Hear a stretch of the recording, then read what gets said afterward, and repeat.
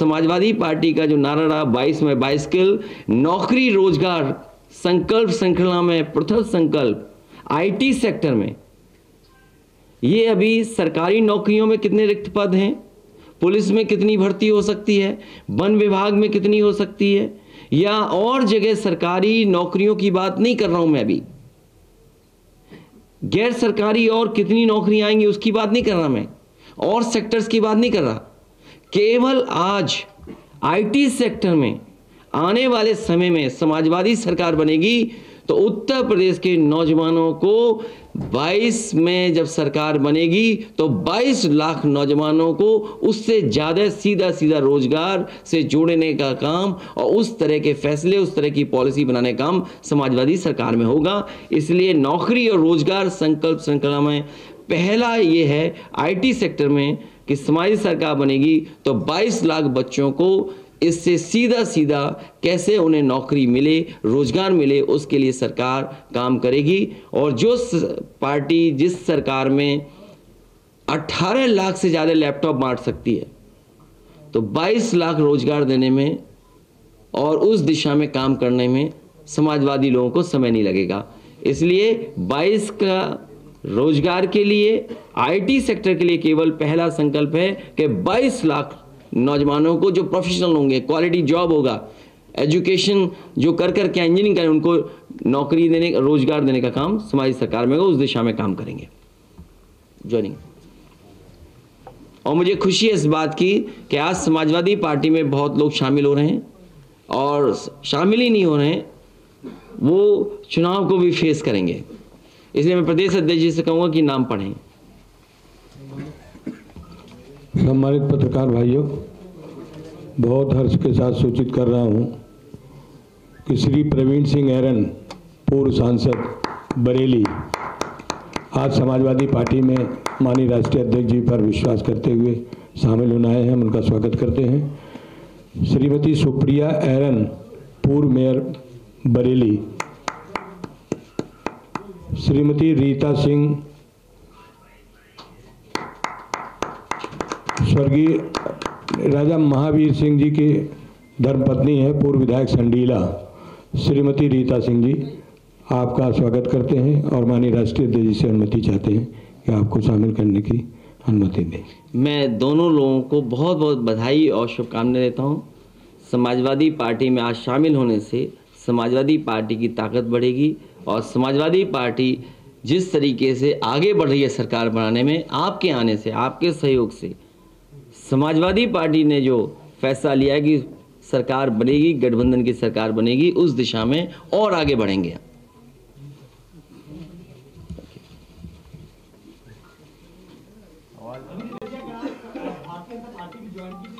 उनसे सवाल नहीं पूछे जाएंगे, सवाल हमसे। और पहले समाजवादी पार्टी की थी, ये क्यों नहीं बोलते हो आप?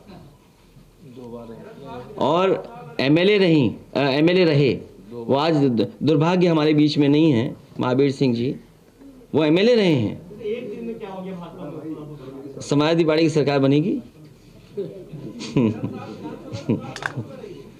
हाँ, बरेली कैंट,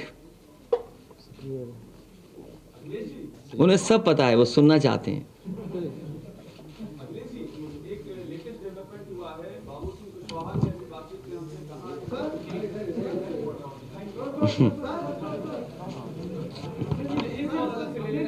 ठीक है,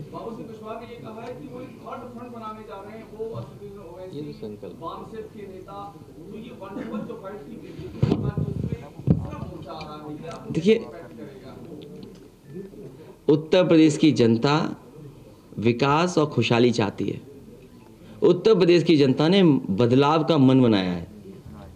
ये जो आप थर्ड फ्रंट की बात कर रहे हो, जो डबल इंजन की सरकार है, केवल एक बिहार से गाना आया था उससे घबरा गई। कहो तो प्ले करा दूं मैं आपके लिए, कहो तो मैं प्ले कर दूं। अगर आप हाँ कहो तो मैं प्ले कर सकता हूं आपके लिए। नहीं, ऐसे नहीं, अभी नहीं, अभी प्ले मत करना।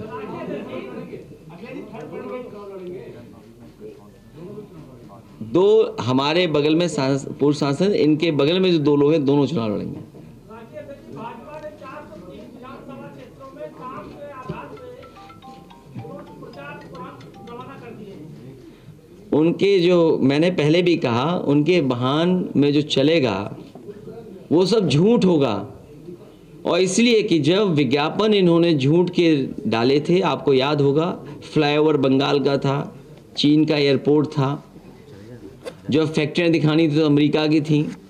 कम से कम इन्हें बताना चाहिए जो इन्वेस्टमेंट मीट हुई थी दो, एक डिफेंस की और एक उससे पहले, तो आखिरकार उत्तर प्रदेश में क्या इन्वेस्टमेंट आया। और जो बरेली के झुमके की बात की थी, बरेली की इंडस्ट्री के लिए क्या सपोर्ट किया है, या कोई नया कारखाना उद्योग आया हो तो बताइए।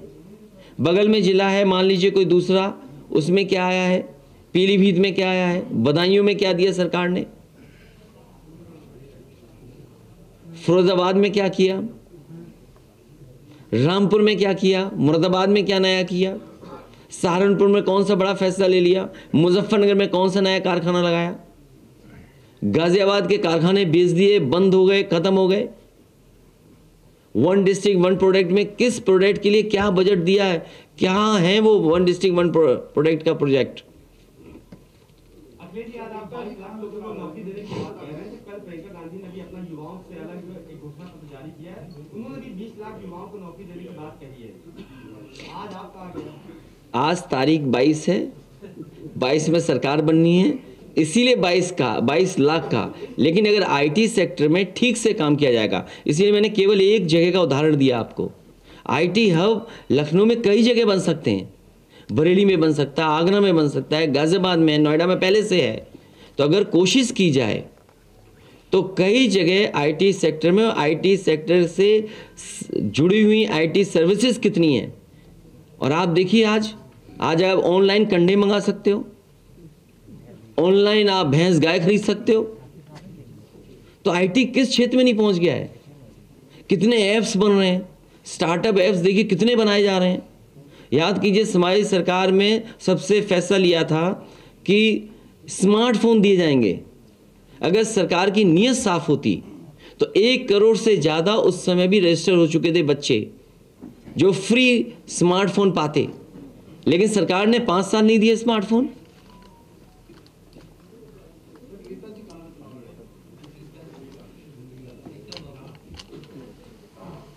हरदोई जिले में सबसे पहली सीट। योगी जी ने आप ही के पास में ट्वीट कर सुबह अटैक किया कि 10 मार्च को शर्मनाक पराजय होने वाली है और जिसका पलायन करवाया उनका पलायन करवाएंगे। मैं आपसे कहूँगा कि मुख्यमंत्री जी को वो गाना सुनवा दीजिए जो अभी भी गाना सबसे ज़्यादा सुना जा रहा है।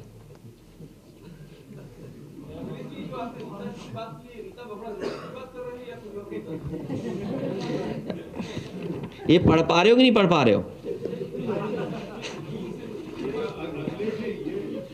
आज केवल ये बात होगी। प्रियंका गांधी ने अपने आप को मुख्यमंत्री पद का दावेदार अपना चेहरा बताया कांग्रेस पार्टी की ओर से, पर आज सुबह पलट गई। उन्होंने कहा कि नहीं, मैंने ऐसे ही कह दिया था। आप क्या समझते हैं इसके पीछे क्या कारण? उत्तर प्रदेश में जनता समाजवादी पार्टी की तरफ देख रही है और जनता जो बदलाव चाहती है उसके साथ समाजवादी पार्टी खड़ी है। 2017 में आपके मैनिफेस्टो में चौकीदार पीआरडी होमगार्ड जवानों के लिए मानदेय वृद्धि की बात की गई थी, तो 22 में भी आएगा? वो अभी जब मैनिफेस्टो जब आएगा तो तमाम बिंदु कवर होंगे। ये इसीलिए मैंने कहा कि केवल आईटी सेक्टर के बारे में मैं कह रहा हूँ जिसमें नौकरी और रोजगार मिल सकते हैं। तो केवल आज एक सेक्टर के बारे में बात की, लेकिन जब मैनिफेस्टो आएगा तो आप ये जो सवाल उठा रहे हैं उन चीज़ों को भी शामिल करने जा रहे हैं।